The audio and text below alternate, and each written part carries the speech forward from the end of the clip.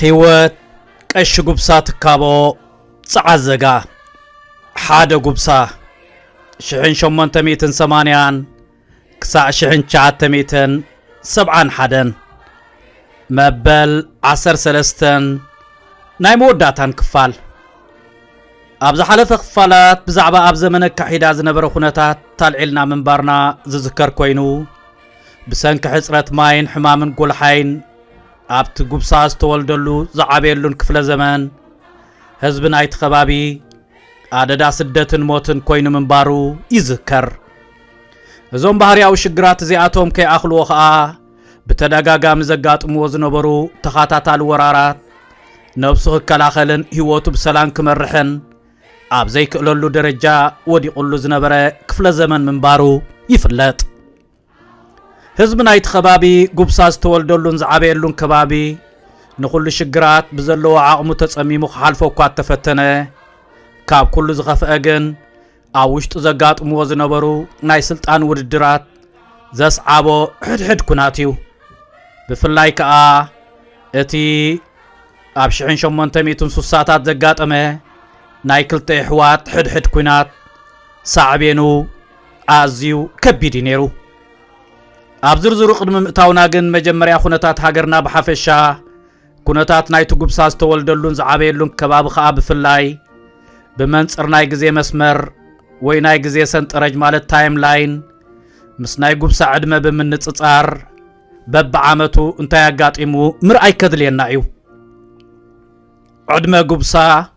ዓመተ ምህረት እንታይ ኣጋጢሙ 11 ዓመት ቅድሚ ምውላዱ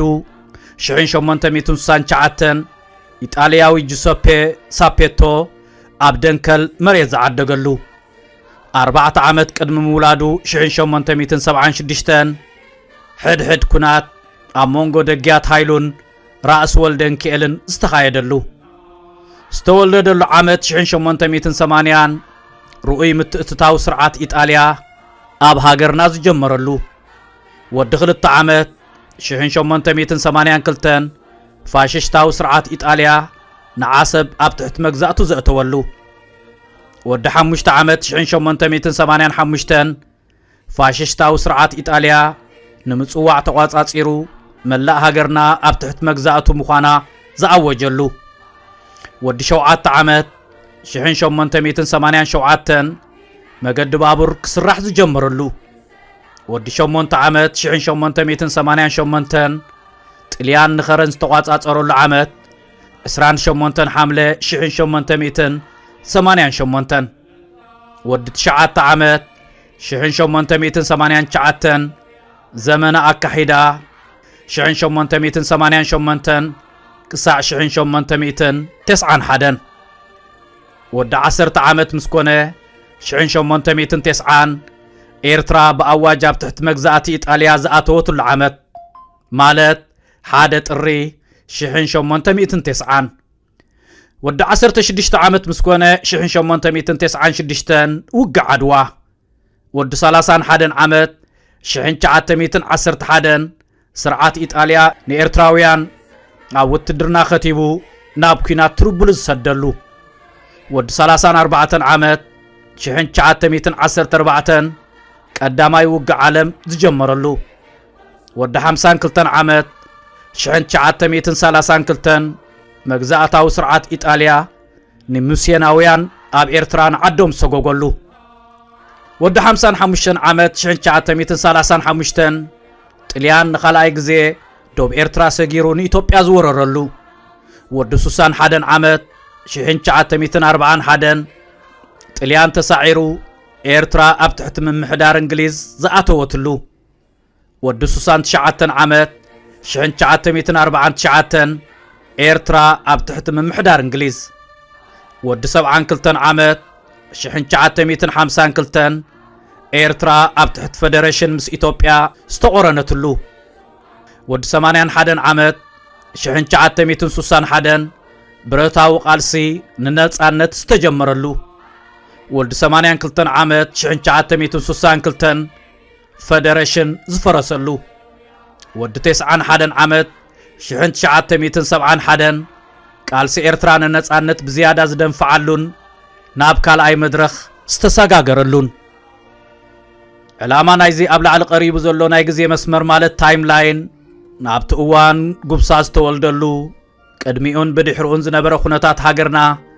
እንታይ ይመስል ነይሩ ጽቡቕ ኣንፈት ክበና ይኽእል እዩ ብሓፂሩ ሕድሕድ ኩናት ኣብ መንጎ ደጊያት ሃይሉን ራእሲ ወልደ ሚካኤልን ቅድሚ ጉብሳ ምውላዱ ጀመረ ምንባሩ ዘመነ ኣካሒዳ ወራር ግብፂ ወራር ሽማምንቲ ትግራይ ወራር ኢጣልያ ኣብቲ ጉብሳ ዝተወልደሉን ዝዓበየሉን ዓመታት ምንባሩ ኢኻ ትዕዘብ ንድሕሪት ምልሲልና ናብቲ ቅድሚ ጉብሳ ምውላዱ ዝነበረ ኩነታት እንተደኣ ተመልኪትና ናብቲ ንምዝንታው ዘሰክፍ ናይ ክልተ ኣሕዋት ሕድሕድ ኩናት ኢኻ ትኣቱ ኣብ ታሪኽ ናብቲ ጉብሳ ዝተወልደሉን ዝዓበየሉን ከባቢ ጸላም መዓልቲ እናተባህለት ትዝንቶ ሶኒ ዕለት 17 ወርሒ ሰነ 1876 ዘጋጠመ ሕድሕድ ኩናት እዩ ዘዘኻኽረካ ብዛዕባ ዝርእስቲ ዝምልከት ኣብ ርእሲ ትወለድና ዘዘንትውልና ዝነበሩ ናይ ኣፍ ታሪኽ ደቂ ወፃኢ ጸሓፍቲ ከይተረፉ ከም በዓል ዮሃንስ ኮልመዲንን ጉስታቭ ኣረንን ሰኒዶሞ ስለ ዝኾኑ ኩልቲ ኣብታ ዕለት እቲኣ ዘጋጠመ ኩነታት ፈቲና ጸሊእና ይጥዓም ይምረር ኣካል ናይ ታሪኽና ስለ ዝኾነ ሸፈፊልካ ዝሕለፍ ኣይኮነን ነዛ ርእስቲ ዝብዝምልከት ዋላ እኳ ኣብ መጽሓፍ ሓደ ጉብሳ ብመጠኑ ተንኪፈየ እንተነበርኩ ኣጋጣሚ ኮይኑ ግን ኣብዚ ዝሓለፈ ቀረባ ወርሓት ዕለት 24 ሰነ 2024 ሬድዮ ቢቢሲ ኣብ ጽሑፉ ኣስፊርዎ ዘሎ ካብቲ ናይ ቅድሚ ሕጂ ኣፍሉጠይ ዝሰፍሐን ብመጠኑ እውን ዝተፈልየን ኮይኑ ረኺበዮ ብሕፅር ዝበለ እቲ ጽሑፍ ብዛዕባ እቲ ኣብ መንጎ ደጊያት ሃይሉን ራእሲ ወልደ ሚካኤልን ዘጋጠመ ሕድሕድ ኩናት ዝምልከት ኮይኑ ብዝያዳ ኸኣ ነታ ጸላም መዓልቲ ተባሂላ ኣብ ታሪኽ ጸዓት ዘጋን ሃዘጋን እትፍለጥ ዕለት ብምዝካር ኣብ ሞት ናይቶም ኣብታ ዕለት እቲኣ ዝተቆትሉ ሙስየናዊ ቀሺ ላገርን ካህን ቀሺ ሓይለ ኣብ ተስፋይን ብዝያዳ ዘተኮረ እዩ ነይሩ እቲ ጽሑፍ ከም ዝሕብሮ ደጊያት ሃይሉ ኣብ ልዕሊ ሙስየናውያን ኣወንታዊ ኣመለኻኽታ ከም ዝነበሮም እቶም ሙስየናውያን ከዓ በዚ ኣወንታዊ ኣመለኻኽታ ዝተተባቢዖም ኣብ ከበሳ መደብራት ክተኽሉ ከም ዝጀመሩ ይዘብርህ ካብቶም ኣብ ኤርትራ ወንጌል ኣብ ምዝርጋሕ ተጊሆም ክሰርሑ ዝጀመሩ ሽወደናውያን ሓደ ካብኣቶም ሙስየናዊ ፔር ኤሪክ ላገር ዝተባሃለ ኮይኑ ላገር ምስ መራሕቲ ሃይማኖት ኦርቶዶክስ ቤተ ክርስቲያን ተዋህዶ ጽቡቕ ምርዳእ ስለ ዝነበሮ ኣብ ከበሳ እናተዘዋወረ ወንጌል ንኽምህር ዕድል ከም ዝረኸበ እዩ ዝፍለጥ ኮይኑ ግን መንፈሳዊ ኣገልግሎቱ ብጽቡቕ ይስጉም እኳ ተነበረ እቲ ኣብ መንጎ ደጊያት ሃይሉን ራእሲ ወልደ ሚካኤልን ዝነበረ ምስፍሕፋሕ ድቃስ ይኸልኦ ከም ዝነበረ እዩ ምፍሕፋሕ ድቃስ ይኸልኦ ከም ዝነበረ እዩ እቲ ጽሑፍ ዝሕብር ወርሒ ሰነ 1876 ራእሲ ወልደ ሚካኤል ንደጊያት ሃይሉ ኸጥቅዑ ናይ መጠረሽታ ዝሸባሸቡሉን ዝተበጎሱሉን እዋን እዩ ነይሩ ላገርን መሳርሕቱን ቀሺ ሓይለ ኣብ ተስፋይን ከዓ ነቲ ዘይምቅዳው ኩነታት ናይ ጸዓት ዘጋን ሃዘጋን ብቐረባ ንኽዕዘቡ ናብ ጎደብ ዓዲ ማለት ዓዲ ቖንፂ ገጾም ከም ዝተንቀሳቐሱ እዩ እቲ ጽሑፍ ጠቅስ ቀሺ ሓይለ ኣብ ተስፋይ 1846 ክሳዕ 1876 ሓደ ካብቶም ቀንዲ መስራቱ ወንጌላዊት ቤተ ክርስቲያን ኤርትራ ተባሂሎም ዝፍለጡ ሓዳሪ ካህን ናይቲ ቤተ ክርስቲያን ቅዱስ ጊዮርጊስ ጸዓት ዘጋ ዝነበሩ ኮይኖም ኣብ መበል 30 ዕድሚኦም ካብዚ ዓለም ብሞት ይፈለዩ ደኣ እምበር ኣብ ዝርጋሐ ወንጌል ማዕረቶም ቀንዲ ዓድታት ማሕበር ከኒሻ ተባሂሎም ዝፍለጡ ቀሺ ዘርአጽዮን ሙሴን ማለት 1850 ክሳዕ 1940 ቀሺ ሰሎሞን ዓጽቁን 1848 ክሳዕ 1926 ዓብ ተራ ዝተጻወቱ ወንጌላዊ ምንባሮሚው ታሪኾም ዝሕብር እቲ ጽሑፍ ብዛዕባ ኣብ መንጎ ጸዓት ዘጋን ሓዘጋን ናብ 1876 ዘጋጠመ ኩነታት ከብርህ ከሎ ሙሴናውያን ኣብ ኩሉ ማለት ጥቓባጽዕ መደበር ኣብ ዝተኸልሉ እዋን 1866 ምስ በርነር ሙዚንገር ዝተባህለ ስዊዘርላንዳዊ ዝመወለዱ ኣብ 1871 ክሳዕ 1875 ከዓ ብግብፃውያን ተቆፂሩ ንገማግም ቀይሕ ባሕሪ ኤርትራ ዘመሓድር ዝነበረ በዓል ስልጣን ተሓባቢሮም ይሰርሑ ከም ዝነበሩ እዩ ዝዝንቶ። ሙዚንገር ንሙሴናውያን ኣብ ከበሳ ወንጌል ክዝርግሑ ፍቓድ ምስ ሃብዎም ኣብ ጸዓት ዘጋ ዱልዱል መደበር ተኸሉ። ብዙሓት ከዓ ካብ ሃይማኖት ኦርቶዶክስ ናብ ሙሴን ዝኣተውሉ ዘመን ነበረ። ኣይጸንሑን። ሙሴናውያን ኣብ በለዛን ገለብን ተወሰኽቲ መደበራት ተኸሉ። በቲ ምስፋሕፋሕቲ ድማ እዮም ሙሴናውያንን ኣቕሽቲ ደብረ ቢዘንን ዝገራጨው ዝነበሩ። ጉብሳውን ናብዚ እዋን እዚኡ ካብ ዲያቆን ናይ ቅዱስ ጌርግስ ቤተ ክርስቲያን ናብ መምህርን ድሕሪኡ ከዓ ናብ ካህን ናይ ወንጌላዊት ቤተ ክርስቲያን ተሰጋጊሩ። ሙዚንገር ተዓሲቡ ይሰርሕ ስለ ዝነበረ ንድልየት ግብፂ ከቐድም ናይ ግድን ነበረ። ግብፃውያን ናብቲ ዞባ ዝዓበየ ግዝኣት ክተኽሉ ድልየት ስለ ዝነበሮም ንኢትዮጵያ ክወሩ መደብ ነበሮም። ሙዚንገር ከዓ ኣብቲ ዝካየድ መደብ ነበረ። ግብፃውያን ንመደቦም ከተግብሩ ከዓ ክሳብ መረብ ጥቓ ዓድዋ ደፍኡ። ሃፀይ ዮሃንስ ንግብፃውያን ብዕለት 16 ሕዳር 1875 ኣብ ጉንደት ንወተሃደራዊ ወፍሪ ሙዚንገር ከም ዝሰዓርዎ ብመጋቢት 1876 ድማ ኣብ ጉራዕ ሓይልታት ሃፀይ ዮሃንስ ንወተሃደራት ግብፂ ደጊሞም ከም ዝደምሰስዎም ይዝጥቀስ። ግብፃውያን ኣብ ጉራዕ ምስ ተሳዕሩ ጸብለልትነት ሃፀይ ዮሃንስ ክርአ ከም ዝጀመረን ግብፃውያን ኣብ ምውፅኦም ንመሬት ቦጎስ ጥራይ ዘይኮነስ ዝነበሮም ኣጽዋር እውን ከይተረፈ ኣብ ኢድ ራእሲ ወልደ ሚካኤል ኣረኪቦም ከም ዝኸዱን መነኩሳት ኤርትራ ኣንጻር ሙሴናውያን ክጉስጉሱ ዕድል ከም ዝረኸቡን ነቲ ሽዑ ዝነበረ ባእሲ ደጊያት ሃይሉን ራእሲ ወልደ ሚካኤልን ምስ ስራሓት ሙሴናውያን ተኣሳሲሩ ጸሓፊ ጉስታቭ ኣረን ኣብ ተቐዳሞት ልኡኻት ወንጌል ዘርእስታ መጽሓፉ ካብ ዝሰነዶ ታሪኽ ዝተወስደ ምዃኑ እዩ እቲ ጽሑፍ ዝሕብር። ኣብቲ እዋን እቲ ኣንጻር ሙሴናውያን ዝካየድ ዝነበረ ጎስጓስ እናወሰኸ ብምኻዱ ኣብቶም ወንጌላውያን ስክፍታ ክሓድር ብምጅማሩ ሙሴናዊ ላገር ኣቤቱታ ኣብ ደጊያት ሃይሉ ከቐርቡ ምስ በዓልቲ ቤቶም ኮይኖም ንጸዓት ዘጋ ከም ተጓዕዙ ደጊያት ሃይሉ ከዓ ብጽቡቕ ከም ተቐበልዎም እዩ እቲ ጽሑፍ ዝሕብር። ደጊያት ሃይሉ ንሙሴናውያን ይከላኸሉሎም ነይሮም ጥራሕ ዘይኮነ ንምንቅስቓስ መጽሓፍ ቅዱስ ኣብ ሓማሴን ዳርጋ ይምውልዎ ስለ ዝነበሩ ብዙሓት በቲ ዝነበረ ኩነታት ተጸጊሞም ዝነበሩ ምእመናን ንጸዓት ዘጋ ብምኻድ ነቲ ዕድል ይጥቀሙሉ ምንባሮም እዩ እቲ ጽሑፍ ዘብርህ። በቲ ካልእ ሸነኽ ከዓ ራእሲ ወልደ ሚካኤል ቃልሶም ኩሉ ግዜ ኣንጻር ደጊያት ሃይሉ ዘድሃበ ስለ ዝነበረ ነቲ ኣብ መንጎ ክልቲኦም ዝነበረ ጎንፂ ፈለኽ ይብል ከም ዝነበረ እዩ እቲ ጽሑፍ ዘገንዝብ። ብሕፅር ዝበለ ኣገላልጻ ኣብ 1876 ራእሲ ወልደ ሚካኤል ወተሃደራቶም ንሓማሴን ገጾም ብምምራሕ ንደጊያት ሃይሉ ክገጥምዎም ንወክድባ ከም ዝተጓዕዙ ብምሕባር እቲ ጽሑፍ ብዛዕባ እቲ ኣብ ውግእ ወክድባ ዘጋጠመ ኩነታት እዩ ዘተኩር። ኣብ መፋርቕ ሓምለ 1876 ወንጌላዊ ላገር ንበዓልቲ ቤቶም ኣብ በለዛ ገዲፎም ንቐሺ ሓይሊ ኣብ ክረኽቡ ንጸዓት ዘጋ ተበገሱ። ንጽባሒቱ ወተሃደራት ራእሲ ወልደ ሚካኤል ብኣጻድፍ ወሪዶም ንቤት መኻእ ገጾም ብምኻድ ንጸዓት ዘጋ ዘምርሑ መገድታት ዓጸውዎ። ኣብቲ ከባቢ ዝነበረ ህዝቢ እቲ ጉዳይ ጥዕና ከም ዘይነበሮ ተረዲኡ ተረበሸ። ጸሓፊ ጉስታቭ ኣረን ከም ዘዘንትዎ ወንጌላዊ ላገር ክዓርቕ ፈቲኑ ይኮነሉን። ደጊያት ሃይሉ ብተብተብ ንወተሃደራቶም ንወክድባ ገጾም ንክኸቱ ትእዛዝ ኣመሓላለፉ። ወንጌላዊ ላገር ምስ ቀሺ ሓይሊ ኣብ ተስፋይ ኮይኖም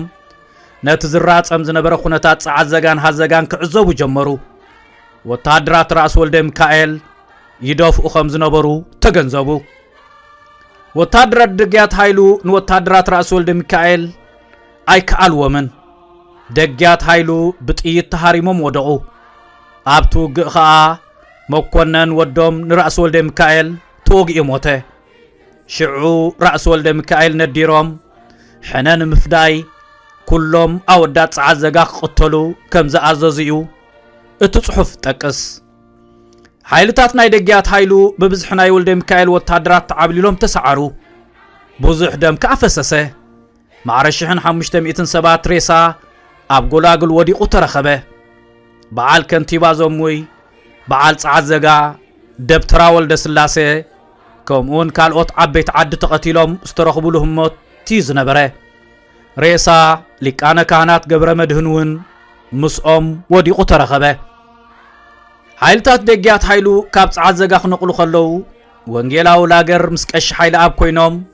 ሳልሳዮም ድማ መምህር ሃብቴ ገርግስ ትርፈ መፈጸምታ ናይቲ ውግእ ንኽርእዩ ደድሕርኦም ክሳብ ዓዲ ቖንፂ ተኸቲሎሞም እቲ ኩነታት ምጸንከረ ሰለስቲኦም ኣብ ውሽጢ ቤተ ክርስቲያን ቅዱስ ሚካኤል ዓዲ ቖንፂ ክዕቆቡ ተገደዱ ከምቲ ጽሑፍ ዝሕብሮ ሽዑኢ ወዲ ተስፋይት ንእሽቶ ሰብ ክሃድም ቤተ ክርስቲያን ኣቶ ዝተባህለ እቲ ሕጫጭ ንቀሺ ሓይለ ኣብ ተስፋይ ዝምልከት ኮይኑ ቀሺ ሓይለ ኣብ ከም ወንጌላዊ መጠን መላእኽቲ ኣየድሕኑንን እዮም ኢየሱስ እምበር እናበሉ ይምህሩ ስለ ዝነበሩ ኣብ ቤተ ክርስቲያን ቅዱስ ሚካኤል ክዕቆቡ ንእምነቶም ጻረር ግብሪ ኮይኑ ስለ ዝተሰምዖም ብዙሓት ካብ ወታደራት ናይ ሃዘጋ ነቶም ሰለስተ መናፍቃት ማለት ክሓቲ እምነት ኣብ ቤት ኣምላኽ ስለ ዝተዓቐቡ ዕሽሽ በልዎም እንደገና ካልእ ነዲሩ ዝመፀ ወታደር ንሰለስቲኦም ወንጌላውያን ካብቲ ቤተ ክርስቲያን ገዲዱ ውፅኡ ሕጂ እምበኣር ንቅዱስ ሚካኤል ኢድ ክትነስኡ መጺእኩም ኢሉ ሓጨጨሎም ሚካኤል ኣይድሕነን እዩ ትብሉ ዶ ይነበርኩምን ምስ በሎምን ቀሺ ሓይለ ኣብ ከይፈርሑ እሞ ሕጂ ንርኢ በለ ይበሃል ቀሺ ሓይለ ኣብ ኣይድሓኑን ወታደር ጉብሳ ወልደ ገብርኤል ብዘስካሕክሕ ኣገባብ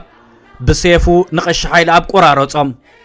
ወንጌላዊ ላገር ከዓ ተንበርኪኾም እናጸለየ ከለዉ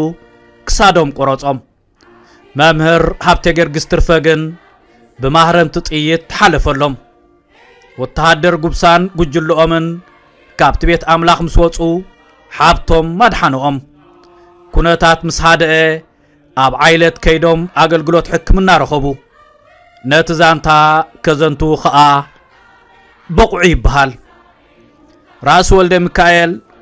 ንቕትለት ወንጌላዊ ላገር ኣይሕተተሉን የበሉ ምስ ወታደራት ንጉስ ዮሐንስ ምእንቲ ኸይገጥሙ ከዓ ተኣልዮም ንቦጎስ ተመልሱ እቶም ብእምነቶም በጃ ዝሓለፉ ክልተ መራሕቲ ሃይማኖት ዝተቐትሉሉ መዓልቲ 17 ሰነ 1876 ነበረ እቶም ዝተረፉ ምእመናን ካብቲ ዞባ ብምውፃእ ናብ ፈቐድኡ ዝነበሩ መደበራት ምስየን ክዕቆቡ ከም ዝተገደዱ እዩ እቲ ጽሑፍ መግለጹ ደምዲሙ እቲ መበገሲኡ ሰላማዊ ዝመስል ዝነበረ ሕቡ ኣጀንዳ ናይ ፋሽስታዊ ስርዓት መንግስቲ ኢጣልያ 2 ዓመት ቅድሚ ጉብሳ ምውላድ እዩ ኣብ 1882 ብወገን ደንካልያ መሬት ብምግባት ተጠጅኡ ወታደራት ኢጣልያ ቅድሚ ናብ ከተማ አስመራን ከባቢኡን ምእታዎም መጀመርያ ንከተማ ከረንየም ተቆጻጺሮም ቀስ በቀስ ከዓ መላእ ሃገር ኣብ ትሑት ቁጽጽሮም ይእትዮሞ እቱ ከይበሉ ሓደ ካብቲ መግዛእታው ኣዋጃቶም ጉዳይ መሬት ዶሚና ለዝምልከት ምንባሩ ነቲ ሰፊሕን ስቡሕን መሬት ሃገርና ካብ ህዝቢ መንዚዖም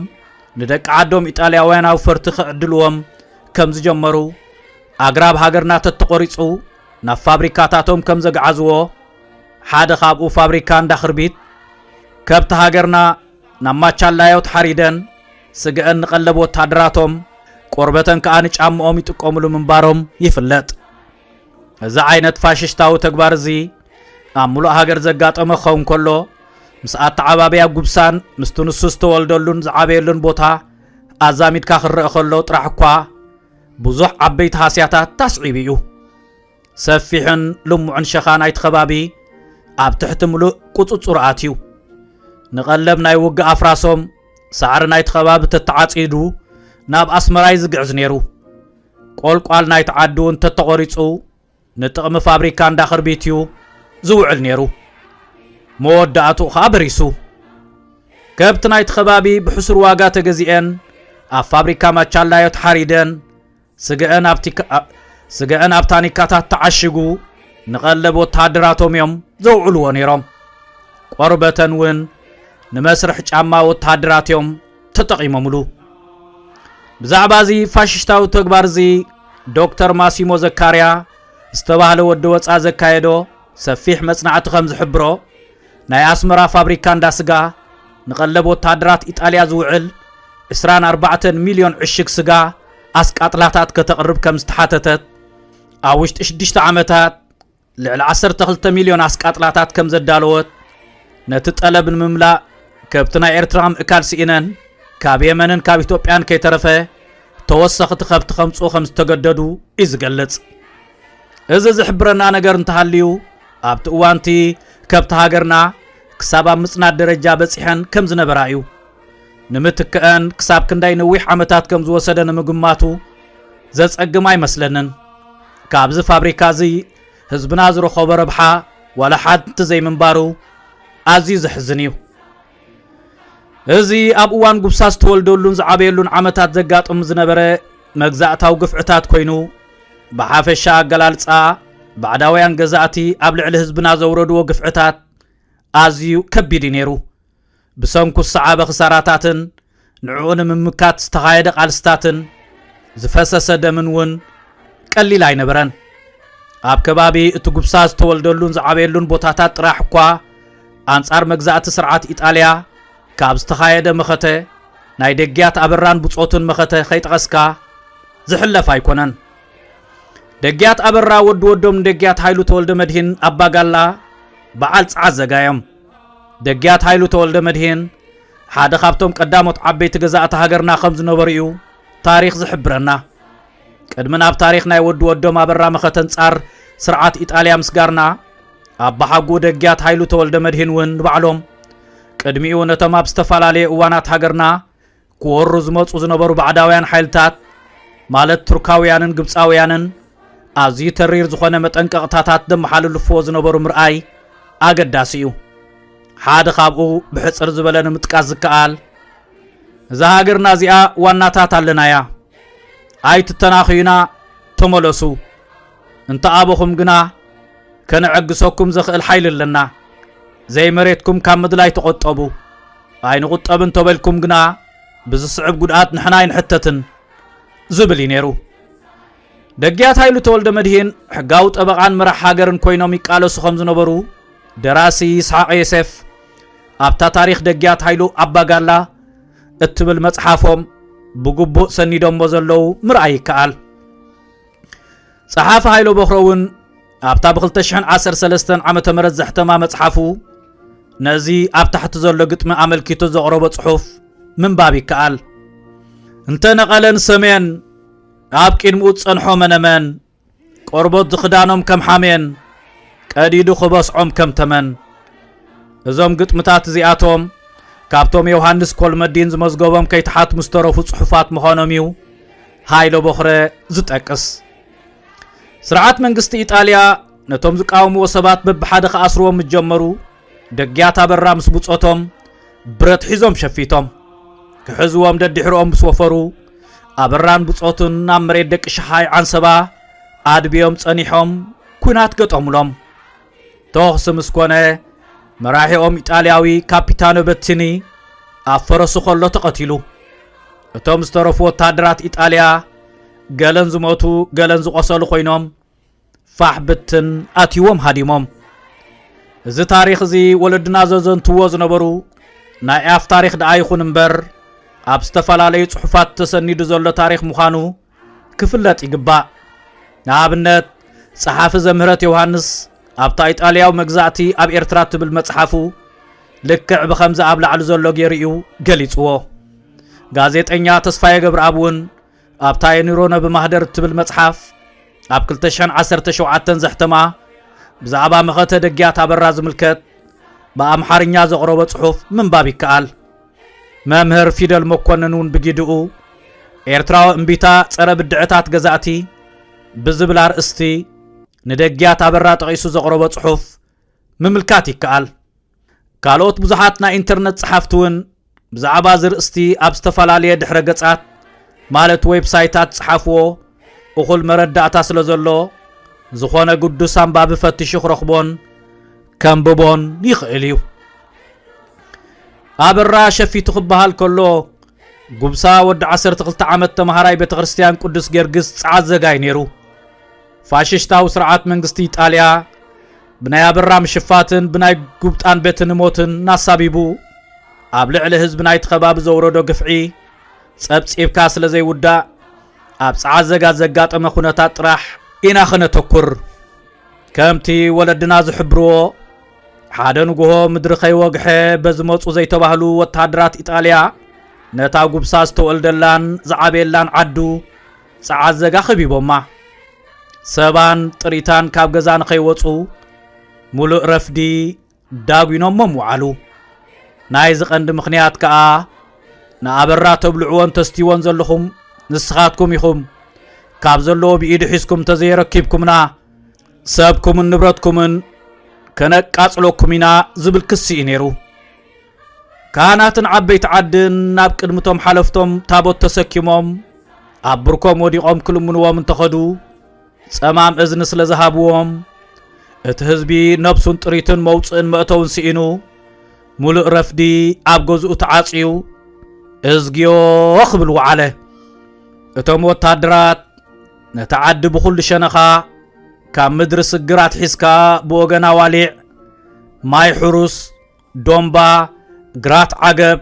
حزاء تعابي ماي جربابيت علا دراسهم تصورو مانزلو برخ زبالة كساد بوتاتات عريدهم موت زيبلو بخبئيهم معات يمو نعاد موسى نحنبرتي نعاد تخلاي نعاد قبرو نعان سبا نعاد بيدل نعاد يعقوب نهازقا نعاد قنصي نصعدا خريستيان ناسمرا زوسد من قدتات بملؤ سلستعاصوه تنكس شيلو خاب غزو زوص سب باينبرن مدر دحان زلو مسيلوم انغيهم محرس كوفرو يخون طريتهم كوافرو زنقولو غاسوت من قد محلف السينوم غغزوم تمليسوم ابتا معالتتيا زحاش عدل زغبرو سبات انتنيروم اتوم كاب عد وصاي اب دنبتات زحادرو دق عد طراحيوم اتو تكابو ولادي انغبساون ابتان غوتي اخم سبوم انغيهم نمحرس كوفرم سنقلو كاب قرانا من قد نغزوم كملسو تگديدوم نبعال تبيتوم نويزر امتاي مسودوم غبسا كاب غزا خي وصو تلابيوم كونتات كراغاغصو نابت ክርስቲያን ገጾም ማምሪሖም አመን ገዶም አጋጣም ኻብቶም ወታደራት ንሓደምስ አበራር ክባሎ ወይሎም ጠርጥሮ ወድ ዓዲ መንነቱ አምጽራይ ከለው አጓነፍዎም አቦይ ትካቦ አሞንጎ አትዮም እዚ ሰብዚ እትትደልይዎ ዘለኹም ሰብ ንሱ ይኮነን ምስ አበራ ዝኾነ ዓይነት ርክብ የብሉን ንፈልጦ ሓውናዩ ፈንዎ አነ ባዕለይ ወሓሶ ኢሎም نت سب كاب أخموت أملي تخم زهدم جيرومو كابزي صبوق تكبار زستلع عليه بيتسب نايت أبوي تكابو زد حانوه ود عدن بيتسب أبونا قش قبسان أمونغو أمزلو فقري أزيفو ليو ردا أزق مبراهتو خمز حبرني إزوم تتقيسوم زلو بيتسب اندابونا أرسعيوم آتو تكابو نغزوم قلتفهم سلزي تملسو بعالت بيتهم وزر عمتاي بمدنقوايم تسكيفن نقوبسا خاب دقاسو آتنسيئن قرسو قريسن نعاز ودي موت بموتوس بحادخ الموت كاب تقايا يترحاق إلان كاب غزا موتسا كليان قوبسا اتمخنيات سلزي تردعو انتاي حدش نگر تفتير يليو بمقرام نولادي تدقاقي مخحاتت متجمره ويزر عمتاي متان كي سنبد كنغرو اي مرصان دغاغي ممستوقن زودي نعخاز ملكت ايكونن إلان كتبرو اي فتنا غوبسا بقليلو سلازي تطبرلن جن انتا ودي اتلا علاي فتاردا بعلي قالو لمبر ابلي لنا خبيد فتنا يوريدو زلو بوتادراتينا تخبيبنا زلنا نفسنا طريتنان كنقاصلوكم ينايلوم يم زفكرلنا زلو مس بلؤ قبسا فرهي زبهال چريسو خيت سمعون انتاي بدلنا يوم زبل قول عازي حتى حتى تقلبيتو حاتيتوان ويزر عمتاي كلو تمخنيات كي نقرأو كم زي عرف سلز تردأ كام منك ألناي تشجر جميرن اتو قداي انتاي مخانو كقل سالو تقديدن انتاو الدي زخلو معات وريدو نازلو أبرا شفيتو تباهيليو تليان زن صرصروب زلو خاا نسلطانهم تقاميو خمكتوم زخيل حيال سب مخانو سلز فور هو ايو أركبهم كحزوهم سوافرو نسخة أمس بصوتو أدبيو تسانيحو واتقعوهم كم تنسمعو زلنا انت خوينو أبتو تقسي بتقدامي تتقيت حالافنا يتوم وتهدرات أفرسو خلو تمنتقلو سلازي بز مخنيات زيوم حنا قرانات نقو عمامات نعانا نسلاماوين سبات معات زنزحلنا زلو ليتغي تسعنا خلنا يوم مخبيبو من حديرهم نعبرا بإيد حسكم تزير كيبكمنا نبسخم من نبراتكم من كنك أطلوكم من النابل يوم زفكر لنا زلو قدس جرجس بعلم بلايجن بعلو فوق كبللنايو إلى نودنا ردين نام مهللن نين عتين قبساون كبدتنا يتخونتا ترديو كابن كي تفلي وعيلو دهر قطر ويزر عمت هاي تشجيرن دهايك فلت أنا من أحسد يبن تمعدوا وتهدرات عنا درعات مكاين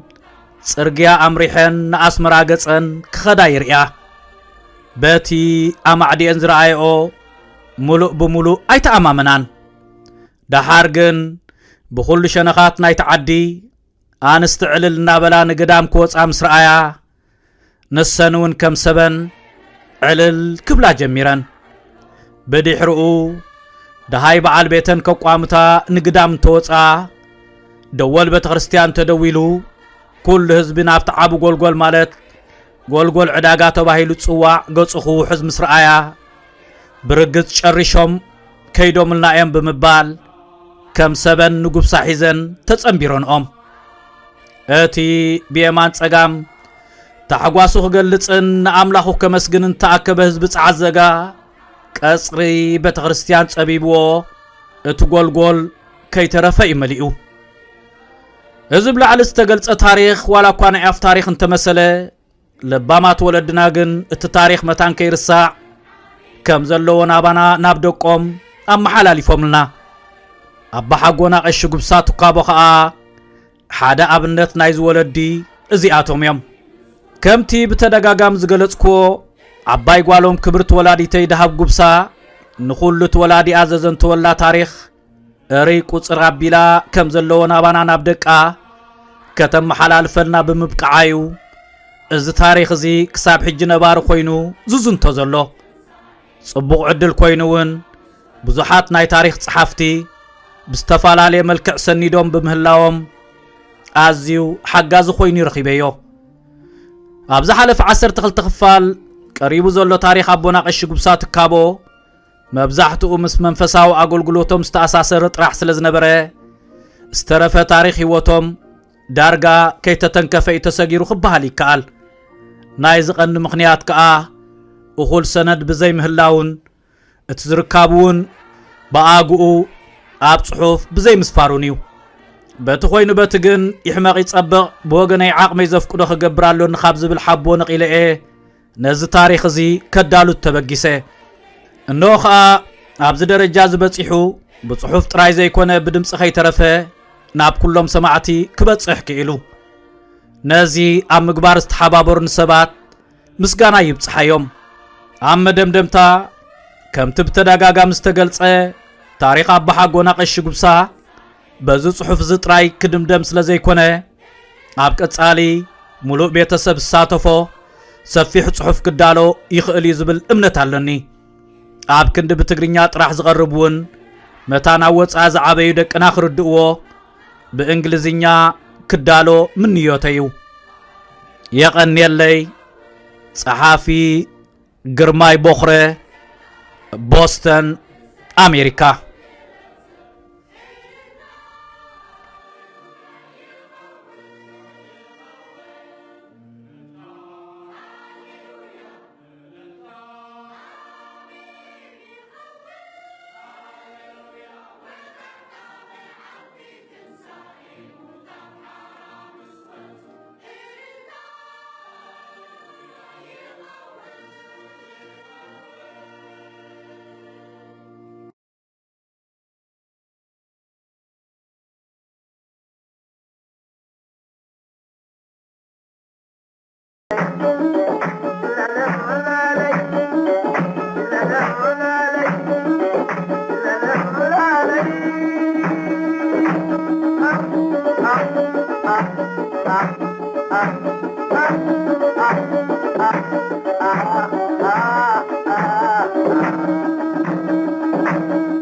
أتغرب